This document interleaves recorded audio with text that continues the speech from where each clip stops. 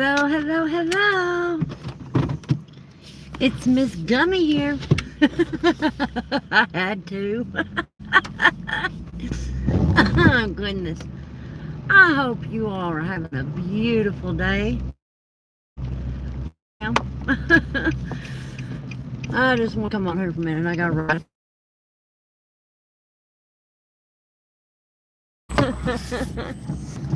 What? What did it say? I don't know what it said. My phone said something weird. Retouch to refresh or something. I don't know. Oh, suffering, you stupid thing. I asked I need my wipers phone, but you didn't have to turn them on that high.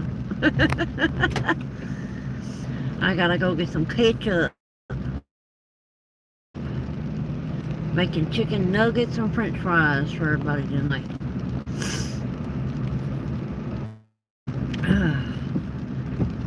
I just read something and I guess I kind of wanted to share. Someone made a comment, well, they made a post. Like my husband's parents never worked a day in their life.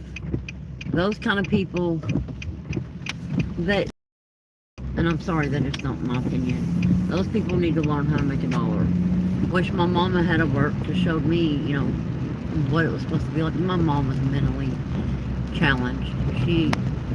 My mom was not a real mama. She couldn't be, because mentally she just couldn't.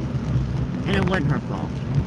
It was the doctor's fault for always misdiagnosing her. Well, it wasn't their fault either, but I mean, they didn't help any. The medicines they gave her made her do some really crazy things. The diagnosis that she got, they didn't take the time to appropriately check her and diagnose her. So they misdiagnosed her and medicated her is what they did. It made it worse. It really did. She did some crazy stuff on those medicines, y'all. She hopped out of a car driving down a road. She was driving. She hopped out of the car because she thought she saw her boyfriend thought he had a girlfriend in the car. Is this where I go? No. And so she hopped out of the car. Frankie told me, he said, Millie, get over, scoot over, because it was I think it was the Nova. Yeah, it was the Nova. And so I had to grab the wheel, and he pushed me over, and I got the gas pedal and all that, and stopped. Got pulled over and stopped. Where did I park here? Well, I could have parked right there. Excuse me. This weather's got me all messed up. I need to take my allergy pill. But like, she said she was on stamps her whole life. My husband's family, they never worked. They was on stamps their whole life and benefits. Had their rent paid. My mama did too. And they was all on disability. They didn't have to lift a finger. They had everything they needed. People in that situation, if you're able to work, then no. I don't feel sorry for those people. I feel sorry for their kids, but I don't feel sorry for the grown adults. I just don't. I got myself into the situations I've been in with being homeless before. I could have prevented that somehow, and I could have made better decisions. And I used my check when I had it as a crutch. I needed it at that time.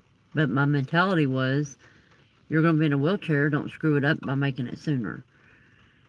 And since I've been off my check, it's like, I feel better about it. I feel about, I can afford everything now.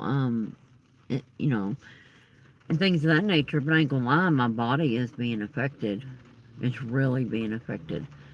But she's like, you on here sharing things. Here's where you can go to try to get some help. Sharing lists or whatever. And she's like, you need to put actions into words.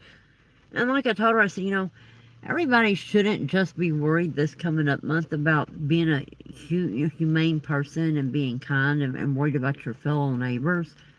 You should be worried about your fellow neighbors all the time. We did 70-some Easter baskets for kids. I have done 2 Christmases myself, me and my family, ourselves. Between the 2 Christmases, it was 5 families, 2 one time, 3 the other. I'm talking the parents and the children. And they were in situations where they couldn't work at the moment, and medical issues happened. One of them, I got some support from people on my Facebook. I posted it, and a bunch of people chipped in and helped with that. That was beautiful. And when we took the stuff to them, we did a video. The woman said she didn't mind at all. It was her choice whether we did or didn't. And she said, yes, I want them to see that people are kind. And we fed strangers, we fed neighbors, we fed friends. When we make our meals, you all see when I cook, we make enough to feed at least 10 people. I mean, we make food that'll stretch and everybody can get a plate. If someone pops in or we hear somebody's hungry, that way we can take them a plate or tell them to come over. Either way. But like I told them, I said, everything I just told you all, I told her, I said, we've done those things always. And then we've already got a Thanksgiving meal for someone we know that is out of work right now. He got, their place closed down, so he can't work at the moment. He's not found another job. He's got applications, resumes in. But we decided we've already got the meal paid for. We got him a Thanksgiving meal for him and his 5 kids. So, and I told her, I said, instead of worrying about all that now because of SNAP ending, why can't you all worry about that all the time? Be kind all the time. Be generous all the time. Worry about who needs a hand. Give it to them. This ain't just because, you have issues, you want to get on there and talk, oh, well, these people need to be helped. Well, if you get on there and say these people need to be helped, do something to help them. Like Savage, she does Christmas for the kids every year. We've done the helped, before the firemen, they gather Christmas for the kids all year long. We have taken numerous donations and toys to them several times. Do something to actually help. If you've got time to complain, you've got time to help with something, So, I don't know. That's just kind of what was on my mind. Kind of want to spew that out there. Anyways, I gotta go in the store. I gotta get some ketchup. I hope y'all have a wonderful rest of your day. Be safe, be blessed, and remember, if you woke up today, you are highly blessed. Make the most of it. So, bye y'all. Love y'all.